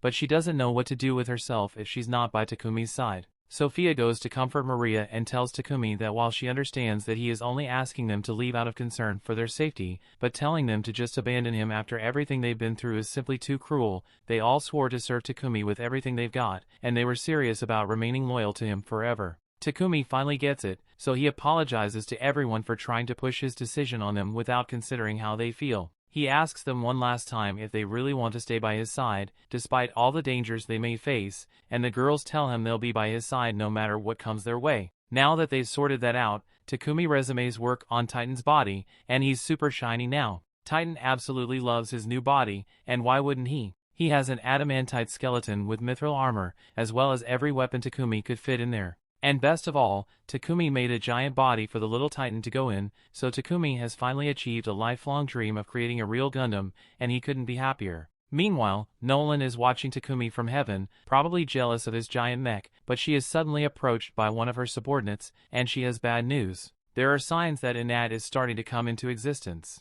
The god that the Church of Divine Light worships didn't exist before, but after years of worship, their collective will has given birth to Inat. And unfortunately, because their will is so rotten, Inat is on the verge of becoming an evil spirit. On top of that, since Sidonia was the country responsible for summoning the heroes, it's possible that they will start a war once those heroes are strong enough. Nolan was already aware of this, but she can't directly interfere with the mortal realm. That is why she placed Takumi in this world and granted him so many blessings. And from now on, the fate of this world rests on Takumi's shoulders. That brings the episode to an end. Thanks for watching. Want next part? Subscribe the channel and turn on notification bell.